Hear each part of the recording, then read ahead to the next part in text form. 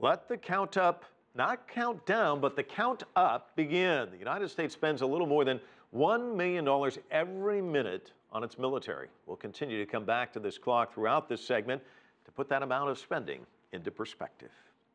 The United States spends more on its military than the next 8 countries, including China, combined. Just how did the military budget get so high? And has it become a valuable part of the U.S. economy as well? CCTV's Jim Spellman has insight. U.S. President Dwight Eisenhower left office in 1960 with a warning. We must guard against the acquisition of unwarranted influence, whether sought or unsought, by the military-industrial complex. 55 years later, U.S. defense and related spending eats up about 19% of the U.S. budget, rivaling mandatory U.S. spending on the Social Security retirement plan and health care programs. Recent wars and the ongoing battle against terrorism led to a spike in spending. So America's at a crossroads. We must define the nature and scope of this struggle, or else it will define us. We have to be mindful of James Madison's warning that no nation could preserve its freedom in the midst of continual warfare. Spending has fallen as major combat operations in Iraq and Afghanistan were brought to a halt, but the fight against terrorist groups like ISIL continues, and the military-industrial complex that Eisenhower warned of has grown beyond the tanks and aircraft of traditional war. Homeland security programs have spread in the years since the terrorist attacks of September 11, 2001. NSA spying, drones, cyber attacks have all added new facets to modern warfare. It's led some critics to wonder if the mere existence of these massive programs has led to a state of near perpetual war. Morris Davis is a retired U.S. Air Force colonel.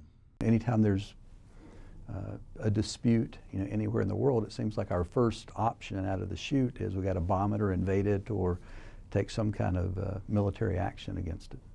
The U.S. stations about 200,000 troops in almost 150 countries around the world, ready to act with overwhelming force or lead international coalitions, as with the fight against the Islamic State. For better or worse, we have become largely the world's policemen. We're like the big kid on the playground. But that sometimes means military action, or at least a show of force, comes first, diplomacy second. We ask for 1% of the federal budget, 1% of the total budget of the United States of America goes into everything we do abroad. But I absolutely guarantee you that well more than 50% of the history of this era will be written off that 1% and off the things we do or don't choose to do in terms of foreign affairs. As the military-industrial complex has grown, it has become about much more than national security. In some ways, the defense budget is also a social program. With 1.4 million active duty service members, 700,000 civilian employees, and another 1.1 million reservists, the U.S. military is the country's biggest employer. Thousands more work for the CIA, NSA, DHS, and other agencies, and all those organizations buy stuff, lots of stuff, uniforms, weapons, vehicles, pumping money into local economies around the U.S.